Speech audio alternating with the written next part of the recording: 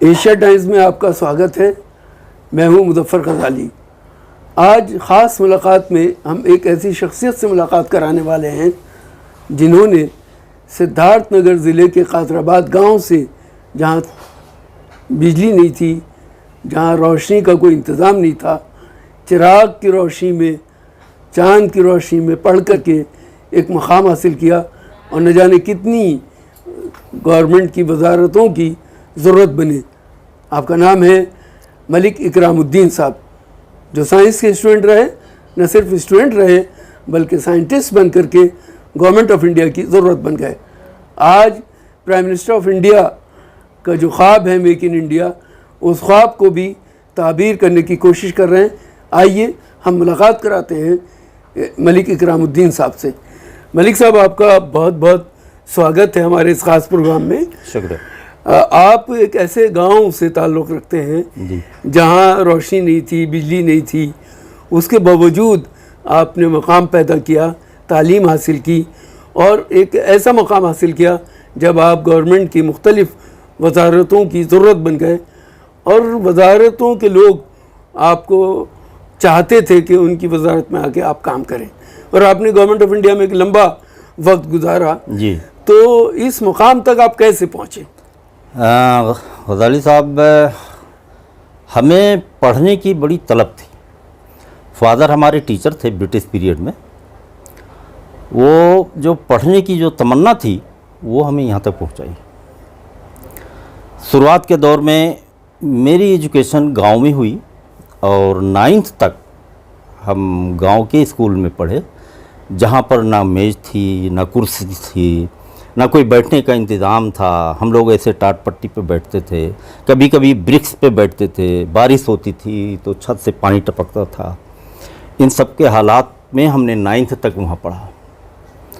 9th के बाद हमारे brother government inter college Amroha में लेक्चरर थे। फिर मैं 10th उनके पास चला गया और 10th की एजुकेशन मैंने वहाँ से की, अमरोहा से की, जहाँ के कमाल अमरोही साहब हैं।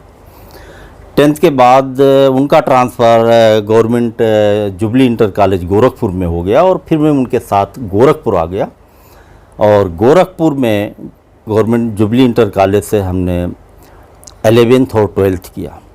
12th करने के बाद फिर हमने गोरखपुर यूनिवर्सिटी से बीएससी और एमएससी केमिस्ट्री किया। एमएससी केमिस्ट्री के बाद हमने जो है पीएचडी ज्वाइन कर ली थी डॉक्टर राव के अंडर में। मेरी थीसिस थी synthesis of biological alkylating agent agentic out. 1 साल तक मैंने काम किया, लेकिन डॉक्टर राव जो है वो एम्स्टर्डम चले गए थे, वहाँ बेचारे वो एक्सपायर कर गए, तो मेरी वो पीएचडी पूरी नहीं हुई। In the meantime Union Public Service Commission से मेरा सिलेक्शन हो गया था यूपीएससी दिल्ली से और मैंने जॉब ज्वाइन कर लिया था। ये है हमारी जो है एजुकेशन से जॉब तक पहुंचने की कहानी। गवर्नमेंट ऑफ इंडिया में जो काम किया जी, वो एज ए साइंटिस्ट काम किया? हाँ, गवर्नमेंट ऑफ इंडिया में शुरू से ही हम पहले तो हमारी पोस्टिंग साइंटिफिक ऑफिसर में हुई, फिर रेगुलर मैं यूपीएससी को फेस करता रहा, तमाम इंटरव्यू देता रहा, रिटन टेस्ट देता रहा और एक वक्त आया कि मैं डिप्टी डायरेक्टर तक पहुंच गया और गवर्नमेंट ऑफ इंडिया के मैं मुख्तलिफ डिपार्टमेंट में मुझे काम करने का मौका मिला। आखिर में मुझे राष्ट्रपति भवन में भी डिप्यूटेशन पे बुलाया गया और 3 साल तक मैं राष्ट्रपति भवन में भी अपनी सर्विसेज दी।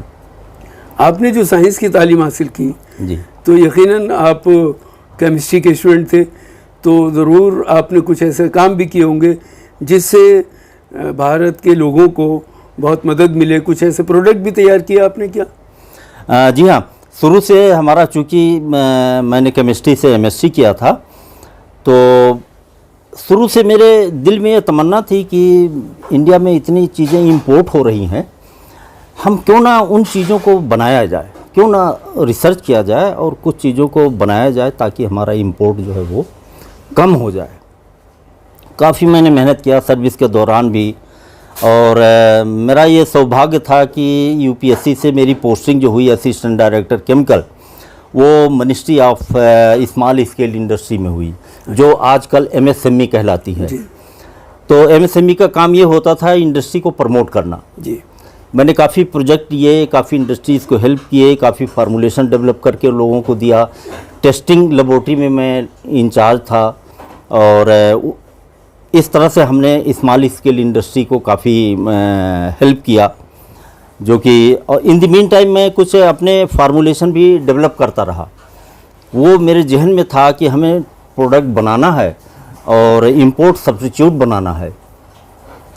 इसी के दौरान काफ़ी प्रोडक्ट बनाए, करीब 40-45 प्रोडक्ट हमने डेवलप कर लिए फार्मूलेशन, जिसमें डिटर्जेंट्स आता है, तरह तरह के कॉस्मेटिक्स आते हैं, फ्रेगरेंसेस हैं, आपका टॉयलेटरीज़ है, होम केयर प्रोडक्ट्स है।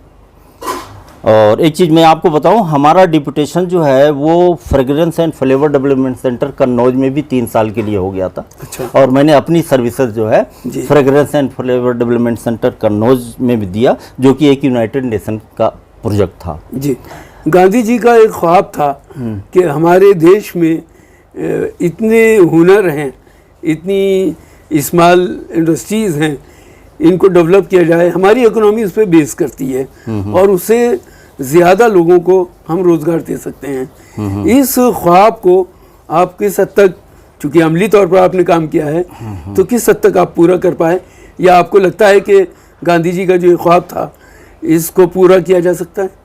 हाँ, बिल्कुल किया जा सकता है, लेकिन थोड़ी सी हमें कमी ये महसूस होती है कि हम लोग थोड़ी मेहनत कम करते हैं। जी, जैसे मैं जापानीज़ हैं, मेरा कांटेक्ट तो जापानीज़ से भी बहुत रहा, क्योंकि जब मैं यूनाइटेड नेशंस के प्रोजेक्ट में मैं था राष्ट्रपति भवन में, तो वहाँ से टीम आती थी, इंडस्ट्री से रिलेटेड लोग होते थे और भी दूसरे मुल्कों की टीम आती थी। वो लोग थोड़ा ज़्यादा मेहनती हमें लगे कि काफ़ी मेहनती होते थे, बड़े डेडिकेटेड होते थे। अगर हम लोग ये सोच लें कि नहीं हमें काम करना ही है, तो गांधी जी का वो सपना पूरा हो जाएगा, बिल्कुल पूरा हो जाएगा।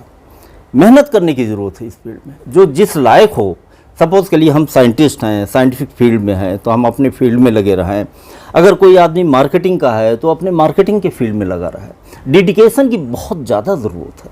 जी, तो क्या इससे हम रोज़गार पैदा कर सकते हैं? हाँ, बिल्कुल कर सकते इंडस्ट्रीज से हैं, बिल्कुल कर सकते हैं। बहुत ज़्यादा रोज़गार पैदा कर सकते हैं, क्योंकि इसमें बहुत ज़्यादा सोफिस्टिकेटेड मशीनों की ज़रूरत नहीं होती है। जी, ऐसी मशीनें होती हैं जिसमें लेबर ओरिएंटेड होता है, तो हम मैक्सिमम रोज़गार इसमें स्मॉल स्केल में पैदा कर सकते हैं। लोगों को क्या ये इस तरफ राग़िब करने के लिए कोई बात आप बता सकते हैं कि लोग इस तरफ आएँ और काम करें?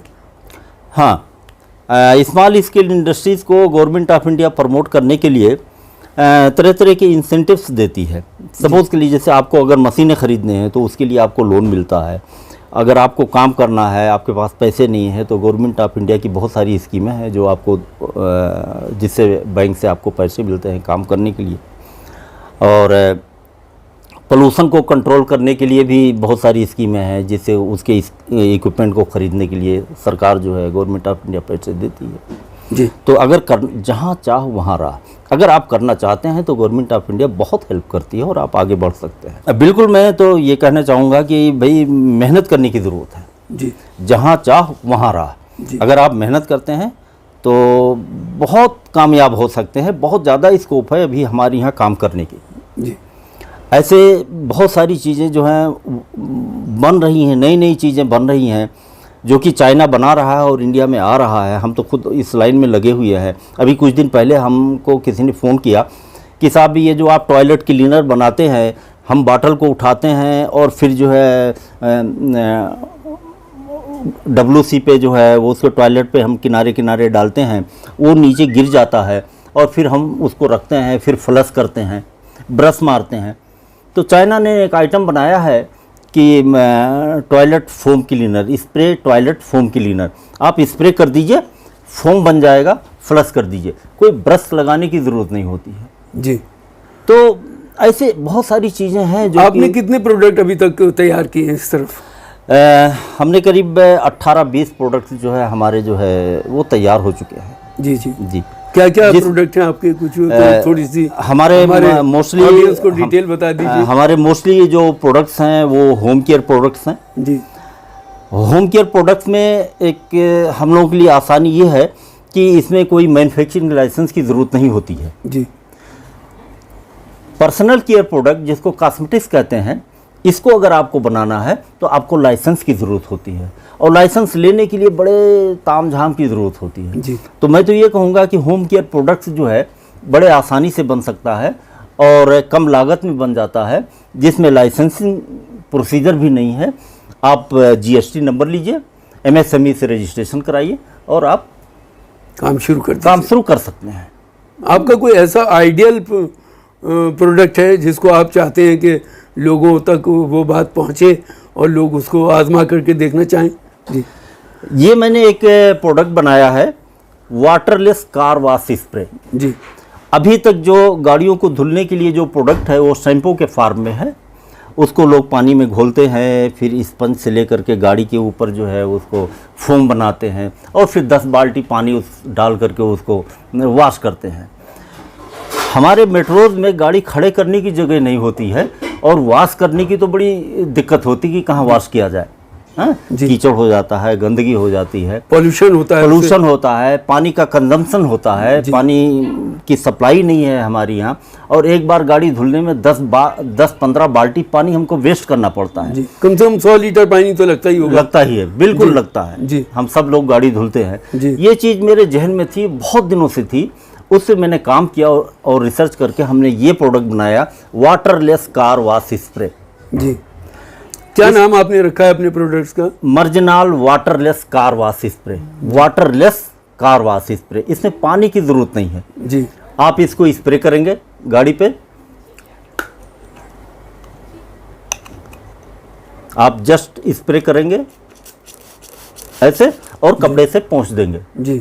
इसमें हमने क्लीनिंग कंपाउंड भी डाला है और शाइनिंग कंपाउंड भी, दोनों का मिक्सचर है ये। जी। खास बात यह है कि ये फोम नहीं देता है, फर्दर आपको पानी से धुलने की ज़रूरत नहीं है। जी। जस्ट इसको स्प्रे कीजिए और कपड़े से पोंछ दीजिए। ये आधा लीटर की बोतल है, 480 ml की बोतल है। इससे आप 20 से 25 बार गाड़ी को धुल सकते हैं। इसका हम पर्सनल डेमो भी देखना चाहेंगे अपने ऑडियंस को दिखाने के लिए, ताकि आप उनको बता सकें कि किस तरह से ये प्रोडक्ट काम करता है, तो उनको और ज़्यादा चीज़ें समझ आएंगी और वो इस बात को महसूस कर सकेंगे कि आज की तारीख़ में इस प्रोडक्ट की गाड़ी रखने वाले लोगों को ज़रूरत है।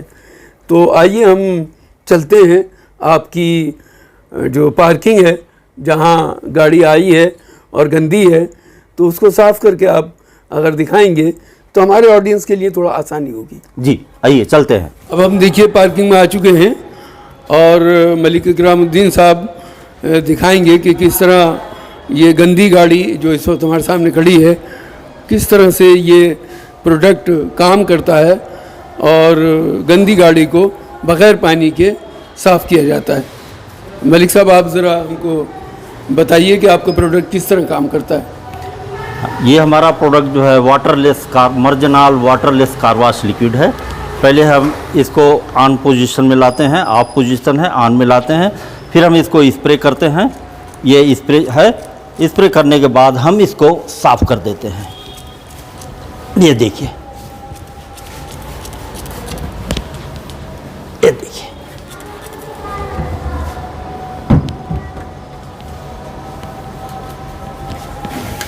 ये देखिए कितनी शाइनिंग आ गई। आप इस पार्ट को देखिए और इस पार्ट को देखिए, और ये देखिए कपड़ा।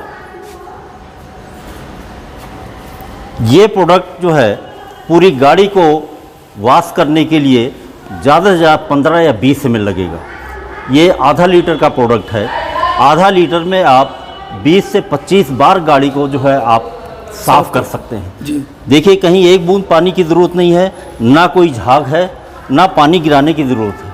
तो वाटर सेव का बहुत ही अच्छा ये तरीका है कि हमें पीने का पानी नहीं मिलता है और गाड़ी को साफ़ करने के लिए पानी बेवजह हम लोग बर्बाद करते हैं। इसलिए हमने ये प्रोडक्ट जो है वाटरलेस कार वॉश लिक्विड किया है कि हम सेव वाटर का जो है हमारा प्रोग्राम है, हम उसमें भागीदारी दे सकें। Save water. बहुत बहुत शुक्रिया मलिक साहब हमसे बात करने के लिए, और आपने इतनी अहम गुफ्तगू की और हमको बताया, हमारे ऑडियंस को बताया कि किस तरह अपने योगदान देश को आगे बढ़ाने में, तरक्की करने में कर सकते हैं, मेक इन इंडिया के ख्वाब को पूरा कर सकते हैं और कारोबार करके इस मुल्क की इकनॉमी को भी मजबूत कर सकते हैं। बने रहिए हमारे साथ, हम इस तरह के और लोगों से आपकी मुलाकात कराएंगे जल्द।